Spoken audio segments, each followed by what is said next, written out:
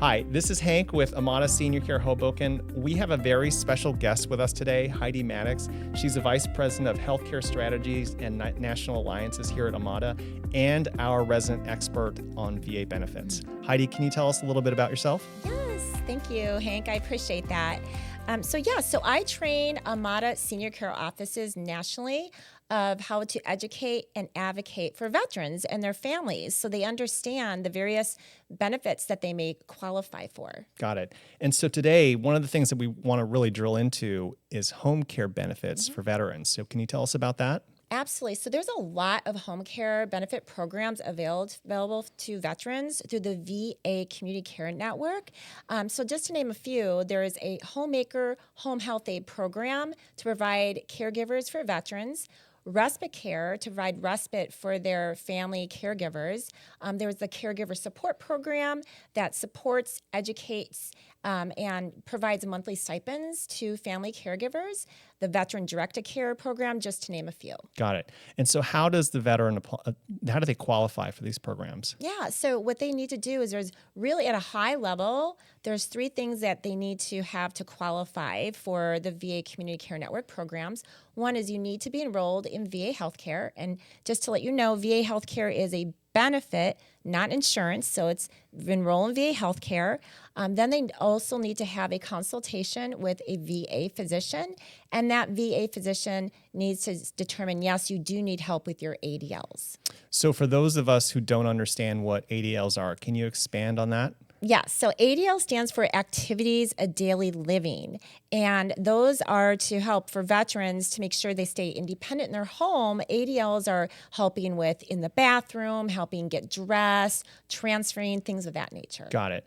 And so how many hours of home care does the VA typically provide to a veteran per week or per day? Yeah, that's a really great question. We get a lot. So it averages between 6 hours a week and 24/7 care, really depending on what the veteran's needs are. Got it.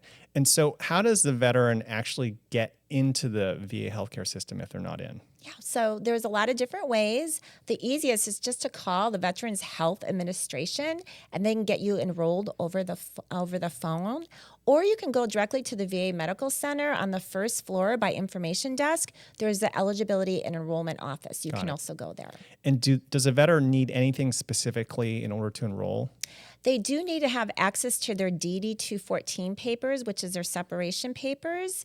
But a lot of times when you call the Veterans Health Administration, they're able to access that. Got it. Yeah. So we see that a lot where a veteran does not have their DD 214s. And, for example, like a World War II veteran or a Vietnam veteran, they may never receive them or they just plain lost them. So that's an issue that comes up for us a lot. Mm-hmm. So let's assume now that they do have their DD214s and now they're enrolled. What's the actual process to get them home care benefits? Yeah, so once they are enrolled in VA healthcare and they want to take advantage of these home care programs, they do need to have a consultation with a VA physician. And you can either have those consultations by a clinic may be nearby you, or you can actually go to the VA Medical Center. But you need to make an appointment for a home health aid assessment. Got it. And how long does this process take from the time that you actually get that appointment to actually home care actually arriving to your home? Yeah, so once you are enrolled in VA healthcare, you have the consultation with the physician. The physician says, yes, you do need help with your ADLs. It's sent to the VA Community Care Network team, and it can take as fast as 1 day. Wow. Depending on what the needs are with the veteran. Right. Yes. That's really fast, though. That's awesome. And does the veteran have to see a VA physician, or can they just go to any doctor? They have to go see a VA physician in order to take advantage of these homemaker programs. Got it. And does the meeting with the VA physician, does it have to be in person at the VA clinic, or can it be done by video, telehealth? It really depends. Typically, if you just got enrolled in VA healthcare, they do want to see you in person unless you're homebound. Right. They will do a telehealth. Or sometimes if you call and the wait is too long, you can ask to be expedited and ask for a telehealth Got it. consultation Right, as well. right. That's really helpful because a lot of the veterans that I work with, they might be bedbound, they might be homebound, and the family's like, look, we cannot get your family member to the VA clinic. So it's just a really difficult thing. So telehealth is really convenient. Yes. So now the veteran is approved for home care. Can they go and just use any agency out there?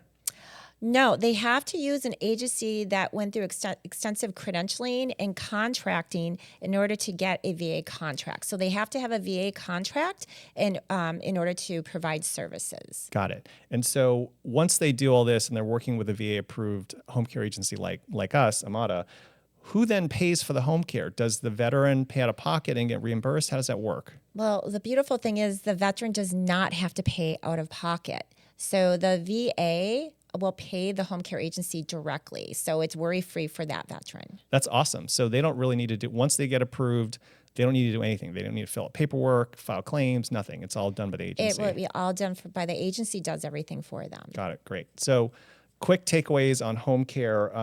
The veteran needs to be enrolled with the VA system. If they're not, they need their DD-214s. They need to see a VA physician, and they need assistance with ADLs. Yes, that is correct. Got it. Got it. Anything we haven't covered on home care that we want to share with our audience? Well, not really, except if you do need assistance with this, again, you can just call the Veterans Health Administration, or Amada can help you through the process as well. Got it. So there's another topic that we want to cover, and this comes up a lot: aid and attendance. Can you share your knowledge about aid and attendance with us? Absolutely. So the aid and attendance is through the Veterans Benefits Administration. So what we just talked about before, the Veterans Health Administration focusing on health. The aid and attendance is through the Veterans Benefits Administration. And so it's for those veterans or surviving spouses that needs help with their activities of daily living. And it's actually an extension of a pension. So a veteran first needs to have a pension, and if they do need help with their activities of daily living, they do get compensated more to help pay for that care. Got it. And so this is another question I get a lot in relation to aid and attendance. Does it also cover home care services for the veteran? Yes, well, you get aid and attendance money to be able to pay for home care services as well. But it's not like the previous program you spoke about. It's not like you have a home care agency show up, they do everything, and you don't have to deal with the payment. It's different. You have to It's very different, and thank you for pointing that out. So unlike the other programs that we just talked about, that the VA pays the home care directly, when you get aid and attendance and you have a pension, the VA will pay the veteran directly, and then the veteran is in charge of paying the home care agency for that home care. Right. So they can choose how they want to spend the money. They can choose how they want to spend the money. Got it. Okay. So how does a veteran actually qualify for aid and attendance? Well, there's different criteria that needs to be met. First of all, they need to have served at least 90 days during a war. And those wars during the war, and those wars need to be either the World War II, the Gulf War, the Korean War, or the Vietnam War. They also have to serve at least 1 day of active duty during that wartime. They need financial assistance, and they do need help with their ADLs. Got it. And does aid and attendance provide support to the surviving spouse? Yes, they do. So if the veteran was receiving a pension and the spouse needs help with activities of daily living, that spouse will also qualify for it. That's awesome. So another question that comes up a lot is, what does it mean to be service connected? That does happen, that question a lot. So service connected means that a veteran was injured or disabled while they were in active duty. Got it. And does it need to be during a wartime period, kind of like aid and attendance, there's a wartime period component to it? No, not at all. It just needs to be that they were active duty and they were injured or disabled during that time. That could even be when they were on base. Right. It doesn't mean that they were active in the field. Okay. And this kind of being service connected segues into our next topic of discussion. Can you tell us about the PACT Act of 2022? Absolutely. But I want to say one thing more about service connection. When you're service connected, you get compensated for that injury or disability. So a lot of veterans need to know that if you're service connected, you get compensated for that. And then in 2022, the PACT Act came out, which actually is, we need to go and educate all our veterans on this. So the PACT Act will help if there is a veteran that was that was exposed to burn pits or toxins during the time that they served, they may also get compensated for that, like Agent Orange or the Camp Lejeune water, things like that. The VA calls those presumptive conditions, and the veteran will get compensated for that. Got it. So a Vietnam War vet who was exposed to Agent Orange, who is suffering from a very specific illness from Agent Orange, is eligible for VA healthcare benefits through the PACT Act. Yes, and they may also get compensated for those for being exposed. Awesome. So we've covered a ton of great information, and you are just a wealth of knowledge. I have one last question for you before we wrap up. Can you share a memorable story of assisting a veteran with us? Oh, there's so many great stories, Hank. But one of them that I absolutely love, in fact, I adopted him as my grandpa, is a gentleman that I met at the Elks Lodge for a community event. I'm an elk. And he was there with his family, and he was telling me that he served during the Vietnam War as a B-52 bomber. And a pilot, and he was actually prisoner of war for a period of time. And then when he got out, I mean, he was healthy, but he had hearing issues because of being a pilot. And later on in life, he came out with the ringing of the ears, the tinnitus. So when I met him, we were talking about the various benefits that the VA has, and he was not enrolled in VA healthcare.